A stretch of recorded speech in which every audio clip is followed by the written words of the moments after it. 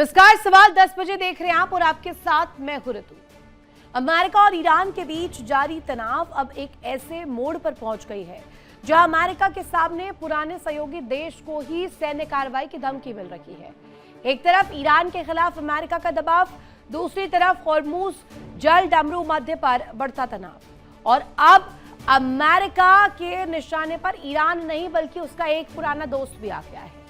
अमेरिकी राष्ट्रपति Donald Trump ने ओमान को ऐसी धमकी दी है जिसने पूरी दुनिया को चौंका दिया है। ट्रंप ने ओमान को साफ चेतावनी दी है, अगर उसने स्ट्रेट ऑफ हॉर्मुज को लेकर अमेरिकी कार्रवाई में रुकावट डाली तो अमेरिका उस पर बमबारी कर सकता है। दरअसल हॉर्मुज इस पूरे संकट का सबसे अहम केंद्र बन चुका है।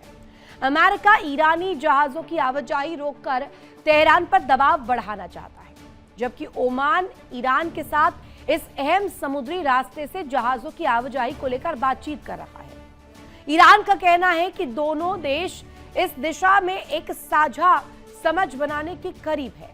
दूसरी तरफ अमेरिका चाहता है कि हॉर्मुज को लेकर उसका दबाव ईरान पर बना रहे। इसी कूटनीतिक कोशिश ने अब अमेरिका और ओमान के जो तस्वीर है आमने सामने दोनों देशों को ला दिया है। और सबसे बड़ी चिंता इसीलिए भी है क्योंकि हॉर्मुज दुनिया के सबसे महत्वपूर्ण ऊर्जा मार्गों में से एक है।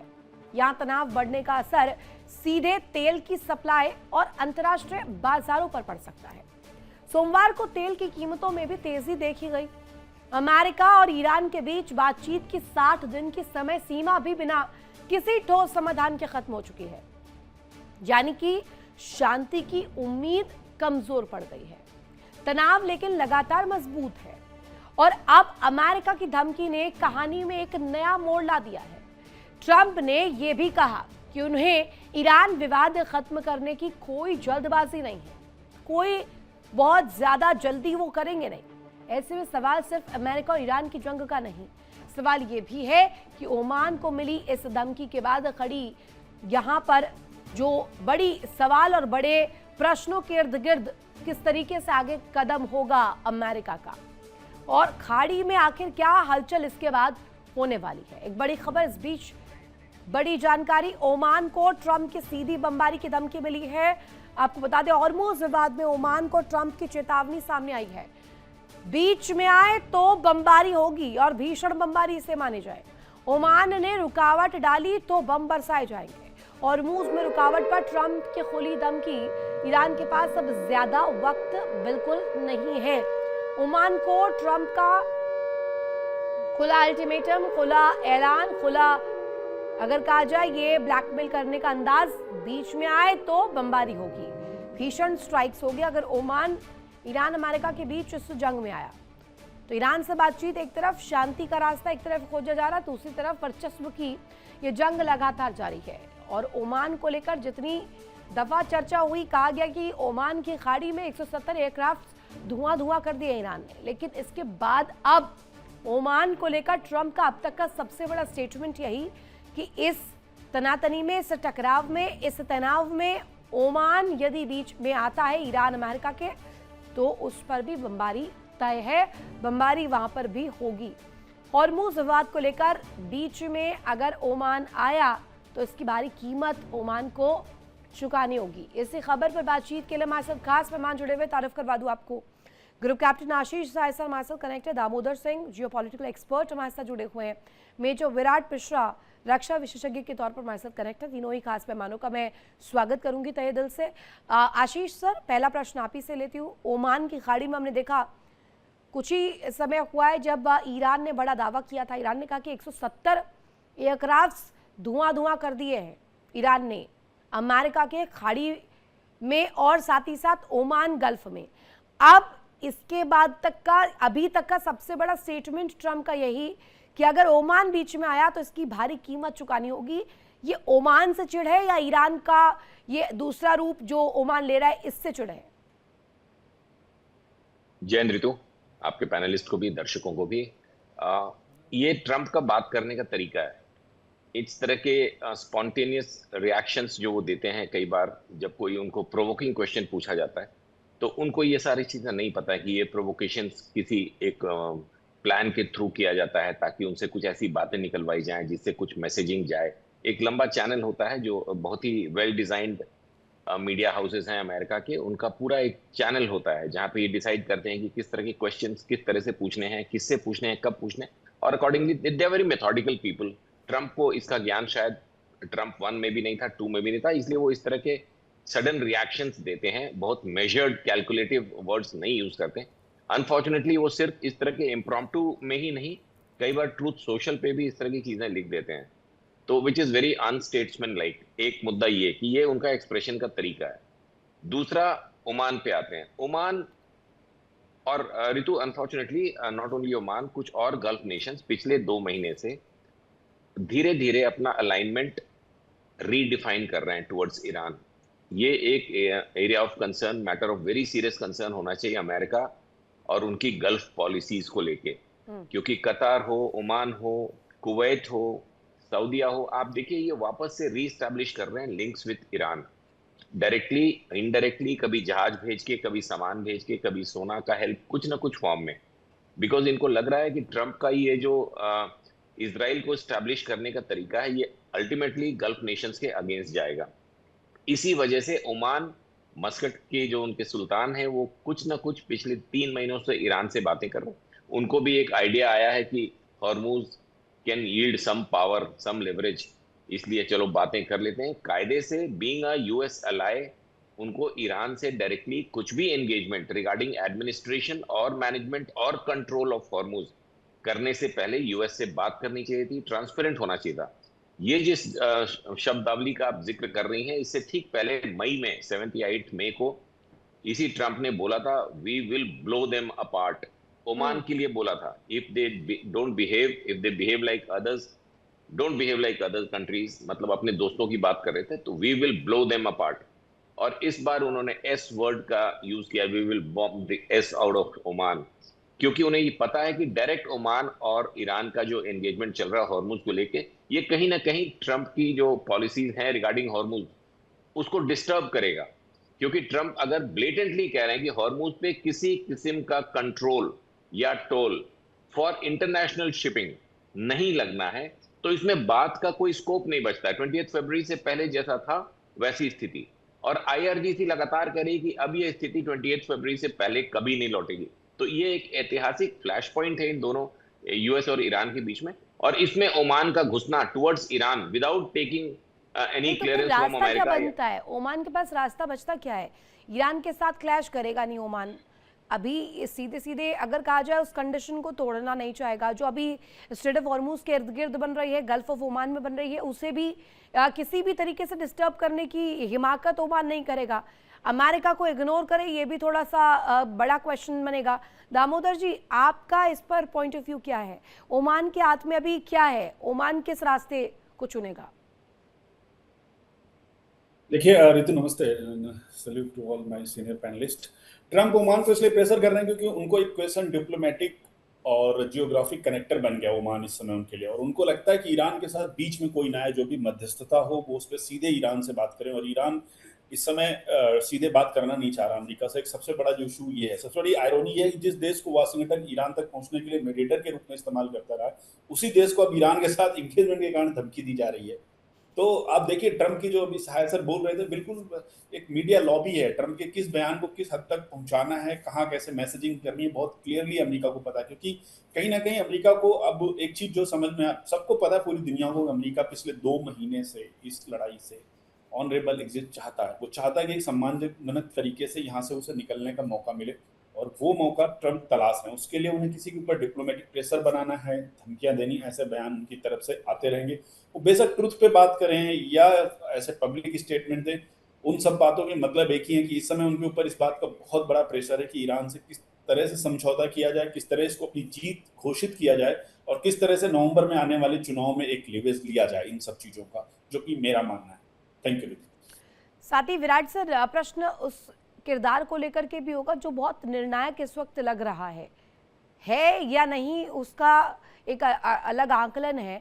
ओमान को लेकर डोनाल्ड ट्रंप ने ये पहली दफा कोई स्टेटमेंट नहीं दिया है, जैसा कि भी साई सर बता भी रहे थे कि इससे पहले वुड ब्लो अप ओमान अगर ऐसा कोई ऐसी तरीका या कोई ऐसा कोशिश ओमान की तरफ से की जाती है तो उस तरीके का जो है कार्रवाई उसी इंटेंसिटी के साथ की जाएगी। ये कई दफ़ा ट्रंप कह चुके हैं। तो अब ये इस मुश्किल घड़ी में जब straight of Hormuz already barricaded है, यहाँ पर ओमान पर क्यों केंद्रित हो रहे डोनाल्ड ट्रंप रैदर ईरान के साथ इस पूरी तनातनी को आगे सॉल्व करने के?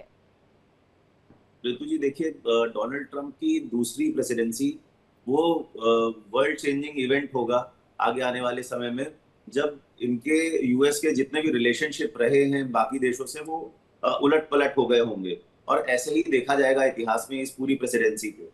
आपको ये समझना पड़ेगा, अगर आप थोड़ा सा भी इतिहास में पीछे जाएंगे तो ये देखेंगे कि ओमान और अमेरिका के बहुत ही दोस्ताना और अच्छे संबंध रहे हैं। 1972 में इनकी जो जिसे रिकॉग्निशन कहते हैं, एक दूसरे के साथ इनका एक्सेप्टेंस हुआ, उसके बाद इनका आपस में मिलिट्री संधि हुई, तब से ये दोस्त रहा है ओमान अमेरिका का, और अमेरिका मदद भी करता रहा है ओमान की हर तरीके से, चाहे वो सिविल वॉर के समय हो, चाहे वो और बाकी जो वर्ल्ड इवेंट्स चल रहे हैं उसमें लगातार मदद करी है ओमान ने अमेरिका की। और वहां पे मिलिट्री बेसेस हैं, चाहे सलाला में मिलिट्री बेस हो, दुक में इनके मिलिट्री बेसेस हो अमेरिका के, ये सब ओमान में ही मौजूद है। तो लगातार ओमान मदद करता रहा है। एक बड़ा बेस, एक बड़ा प्रोटेक्टेड बेस इन्होंने दिया है अमेरिका को मिडिल ईस्ट में। पर अब जैसे जैसे प्रेसिडेंसी आगे बढ़ रही है सेकेंड टर्म वाली डोनाल्ड ट्रंप की, वो लगातार अपने दोस्तों को भी अपेंड करते जा रहे हैं, उनको भी कुछ ना कुछ ऐसी बातें बोलते जा रहे हैं जो पहले जो चली आ रही है इनकी डिप्लोमेसी है उसको बिल्कुल उलट है। आप देखिए ट्रंप की ये धमकी कि हम आपको बर्बाद कर देंगे, we'll beat the shit out of you, इस तरीके की चीजें अगर आप किसी देश के लिए ऑन द स्पॉट डिप्लोमेसी करते हैं और अभद्र शब्दों का इस्तेमाल करते हैं, तो ये कहीं ना कहीं खराब करती है उस रिलेशनशिप को। ओमान और ईरान के भी संबंध रहे हैं पहले से।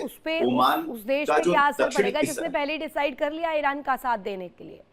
उस पर क्या असर पड़ेगा इस तरीके की डिप्लोमेसी का या ये कड़वे शब्दों का?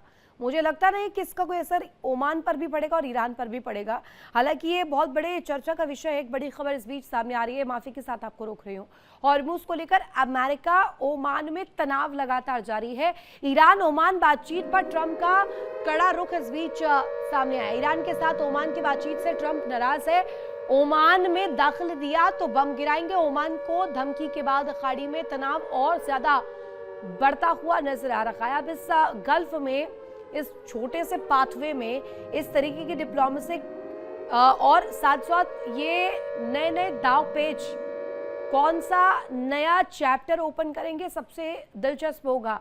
साहिर सर, मैं चाहूंगी जरा आप कंप्लीट कीजिएगा और इस बात को भी जरा समझाइएगा, क्योंकि अभी तक तो हम देख रहे हैं कि ओमान ईरान के साथ ही खड़ा है कंधे से कंधे मिलाकर, लेकिन अभी ऐसी क्या मजबूरी आन पड़ी ट्रंप को कि ये बड़ा स्टेटमेंट देना पड़ गया? क्योंकि अभी तक चाहे वो कानून की बात हो, नियमों को लेकर के हो, स्ट्रेट ऑफ हॉर्मुज के लिए तो बाकायदे इसको लेकर बिल पास किया गया, ओमान के साथ पैक्ट किया गया। अब वो तस्वीर बैरिकेड करते हुए क्या ओमान अमेरिका की बातों को सुनेगा भी? ऋतु, इसको थोड़ा इस पर्सपेक्टिव से देखना पड़ेगा कि सुल्तान जो है ओमान के, मस्कट में जो सुल्तान है उनके, जितना मैं उनको बेसिकली फॉलो तो नहीं किया है, बट जितनी पढ़ाई करी उनके बारे में, वो is a balanced guy, unlike Trump जो कि थोड़ा एक्सेंट्रिक बिहेवियर या कई बार तो कॉग्निटिव इश्यूज हैं लगते हैं उनके। तो Oman is probably talking about evolution, कि एक इतना स्ट्रेटेजिक वे पॉइंट को ऐसे ही अनगार्डेड, अनमार्क्ड, अनएडमिनिस्ट्रेड छोड़ देना। जब से चला आ रहा था यूएन क्लॉज के हिसाब से इंटरनेशनल शिपिंग हो रही थी, लेकिन चूंकि ये बहुत नैरो लेन है और एक पोटेंशियल फ्लैश पॉइंट बन जा रहा है, तो ऐसे में कोई एक सिस्टम स्टैब्लिश कर देना कोई बहुत बुरी बात नहीं होगी। हाँ, उस सिस्टम में फ्रीडम ऑफ नेविगेशन को चैलेंज नहीं करना चाहिए रिगार्डिंग इंटरनेशनल शिपिंग। लेकिन अब जब जमाना बदल गया है, कुछ आप एडिशनल फैसिलिटीज वहां इंस्टॉल करना चाहते हैं, इकोसिस्टम का सवाल है, वहां की क्लीनिंग का, मेंटेनेंस का सवाल है, जो कि ये पैसे इवेंचुअली ओमान और ईरान को ही देने पड़ेंगे। तो ऐसे में अगर वो ये कहते हैं कि वॉलंटरीली या कोई मेंबर स्टेट्स बना के गल्फ में हम इसको एडमिनिस्टर करना चाहते हैं, ये फैसिलिटीज जिनको चाहिए, क्योंकि अभी तक जो फ्रीडम ऑफ नेविगेशन था वो एक पुरानी व्यवस्था के तहत चला रहा था। जब इकोलॉजी का डैमेज या ऑयल स्पिल से क्या होता है, रेडियो एक्टिविटी से क्या होता है, बहुत पतली नैरो लेन में radio support system, satellite navigation किस टाइप के तो होने चाहिए, ये सारे इवोल्यूशन। नियम तो ईरान जी के लिए भी है, जी जी। उसको भी पालन तो करना ही इसी होगा। 900 नॉटिकल माइल्स, वो नियम तो ईरान को भी सराखों पर रखना होगा। ये हम सिर्फ बात कर रहे हैं स्ट्रेट की। 900 kilometre is a very wide way.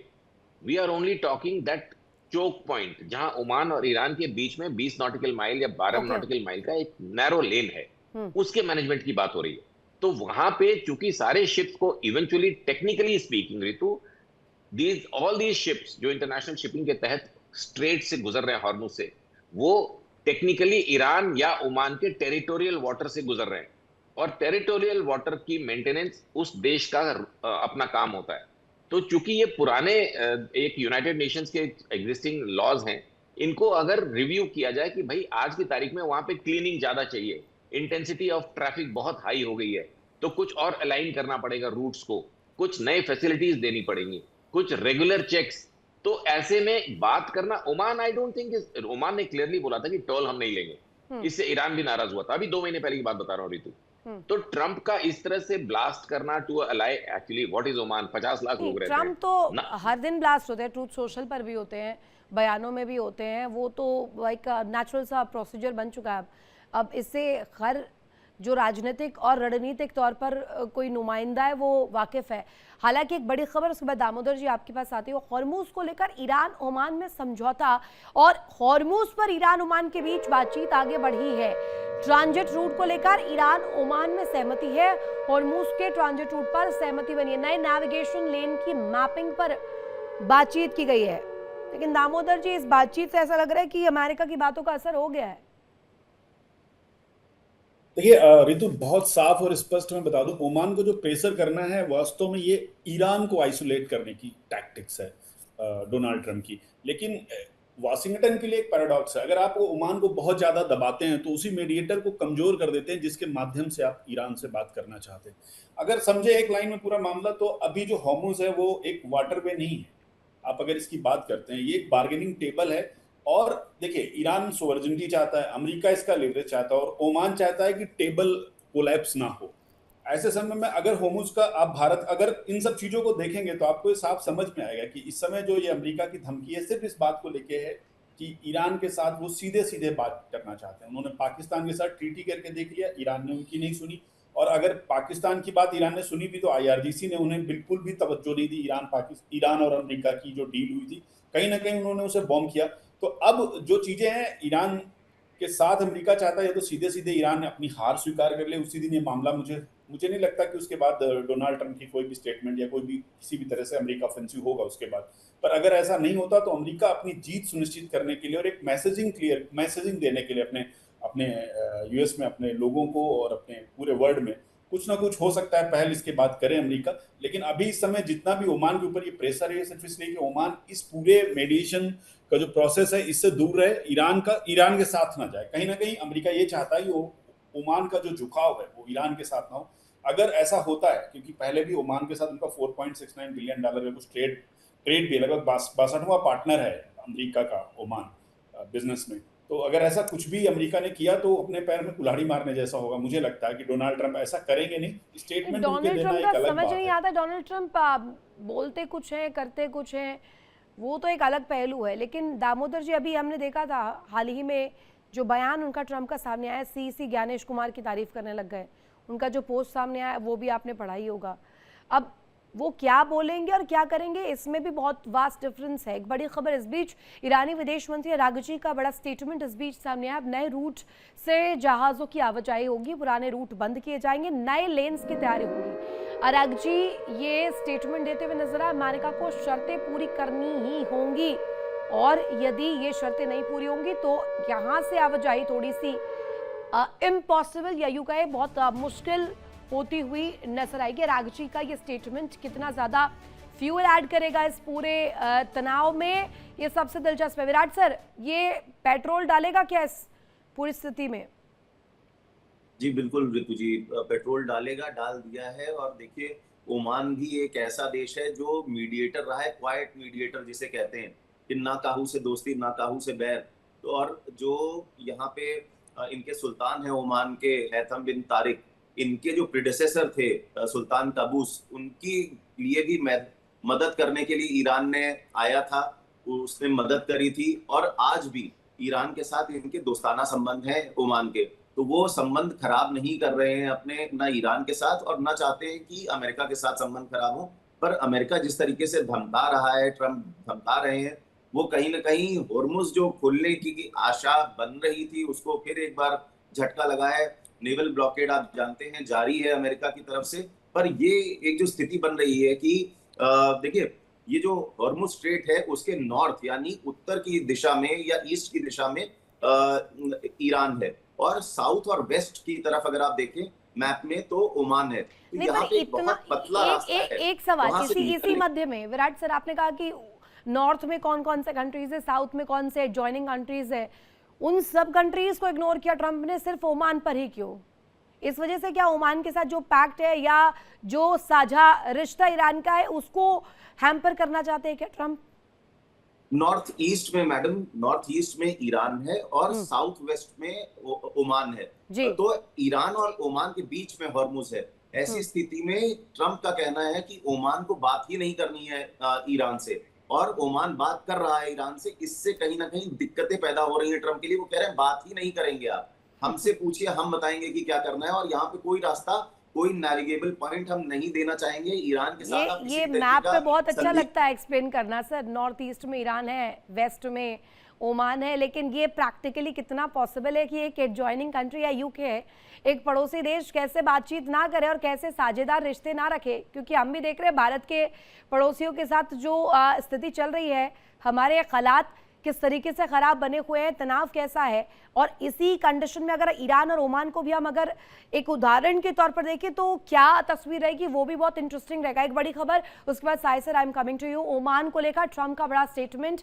Oman के रवैये से खुश नहीं डोनाल्ड ट्रंप, हॉर्मुज विवाद के बीच ट्रंप का स्टेटमेंट, ओमान का बर्ताव अच्छा नहीं है, ओमान को आसानी से हैंडल किया है ट्रंप की तरफ से, ये स्टेटमेंट सामने आया है। ट्रंप ने क्या कुछ कहा है, जल्दी से सुनवा देते हैं। I don't think they behaved very well, but we'd handle them very easily, just like we do others. I don't think they behaved very well, but we'd handle them very easily, just like we do others. Sai sir, over confidence to an extent, will handle Oman कह रहे हैं Trump, but how will he handle, और क्या Oman agree होगा? Ritu, like I told in my opening, ये इसका बात करने का तरीका है. You don't have to take him seriously at all when he's talking like this or when he's in Truth Social. इसीलिए जब ये प्रेसिडेंशियल प्रोक्लेमेशन साइन कर देता है, उसी पे हमें डिस्कशन करना है. इसने बोला था बेंजामिन नेतन्याहू के बारे में उठपटांग बातें बोली थी कि he has lost it and I'm not. फिर इसने इंडिया को ब्लैक होल बोला था एक बार, उसके बाद बोला Modi is the best prime minister in the world. फिर अभी हमारे सीईसी के बारे में इतनी तारीफ है, मतलब ये बेस्ट तरीका है इलेक्शंस का, क्योंकि इनके यहाँ रिगिंग हो रही है काफी ज्यादा. तो he just speaks impromptu, whether he means it or he carries it, नहीं. अब उसमें आपको पूरी दुनिया को, मतलब हम तो एक पैनल पे हैं, जो दुनिया के देश हैं उनको ट्रंप के द्वारा प्रेस के सामने बोली गई बातों का कॉग्निजेंस नहीं लेना चाहिए. ये सेनेटी होगी. ओमान और ईरान, अगेन मैंने अपनी ओपनिंग पे बोला था कि they will have to talk. आज की तारीख में उनका बात करना कोई ऐसा गुनाह नहीं है. हाँ, अमेरिका को ये लग रहा है कि ये क्या बातें कर रहे हैं, तो ओमान शुड बी ट्रांसपेरेंट. अगर ईरान एमओयू के डिटेल्स नहीं रिलीज कर रहा है, कह रहा हम ये तभी बताएंगे जब आप अपनी नाकेबंदी हटा लो. सबसे अहम कड़ी तो आपने अब ओपन की है, यही तो वो प्रश्न है जो खड़ा हो रहा है इस स्टेटमेंट के बाद. उन्होंने कैसे बहुत लॉजिक ना देते हुए बहुत ही वेंट वे में बोल दिया कि विल हैंडल ओमान. एक बड़ी खबर, उसके बाद साई सर प्लीज इसे कंप्लीट कीजिएगा. बिचौलिए ओमान को ही ट्रंप ने धमकी दे दी है.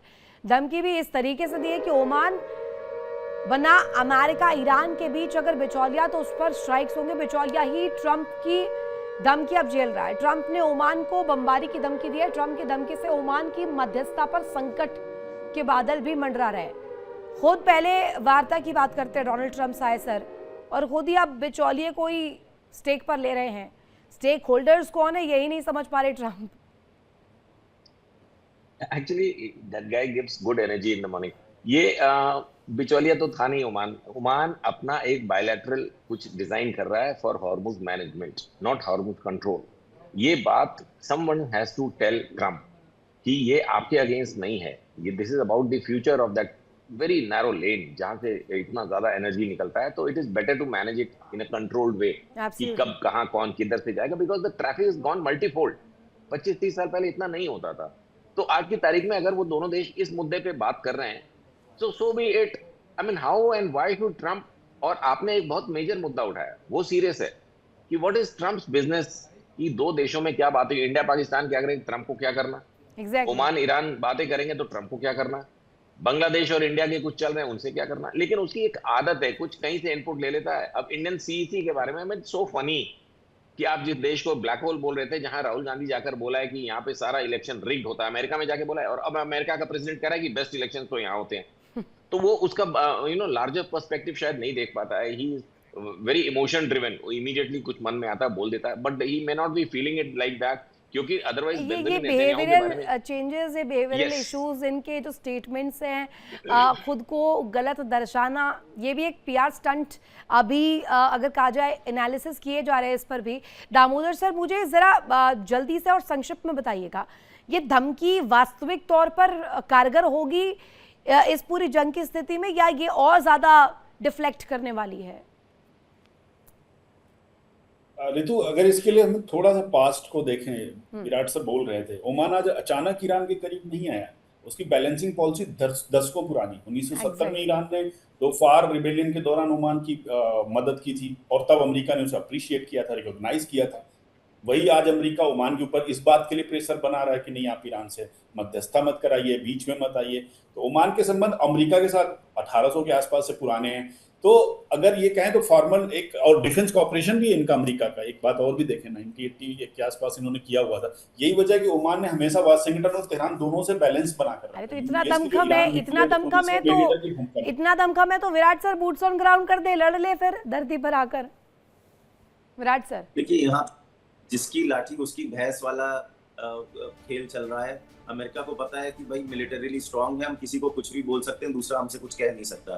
तो वो वाली चीज है। पर आपको एक बस छोटी सी चीज कहूंगा, एक महत्वपूर्ण बात, कि यूनाइटेड नेशंस का जो conventions of laws of the sea है, जो 1982 में था बना, कि भाई कैसे जो आपके फिर ये वही वाली बात होगी, चिट भी मेरी और पट भी मेरी, लड़ना भी नहीं है, लड़ने देना भी नहीं है, बीच में कोई आ रहा है मध्यस्थता के लिए, उसको भी रोकना है। तो ट्रम्प के इस पूरे रवैये पर भी बड़ा प्रश्न उठ रहा है। हालांकि इसके बाद क्या स्थिति बनती है, ओमान का कॉल क्या होता है, ये भी बहुत इंटरेस्टिंग फैक्टर होगा। बहुत शुक्रिया आप तीनों का ही ज्वाइन करने के लिए, कनेक्ट करने के लिए, कीमती वक्त देने के लिए। इसी के साथ यहाँ रुकेंगे एक छोटे से ब्रेक के लिए। आप बने रहिए इंडिया डेली के साथ। देखिए इंडिया डेली 24/7 अब आपकी स्मार्ट टीवी पर। इंडिया डेली मौजूद है सभी डिजिटल प्लेटफॉर्म पर लाइव और लगातार। इंडिया डेली 24/7 हर दिन राष्ट्र को समर्पित।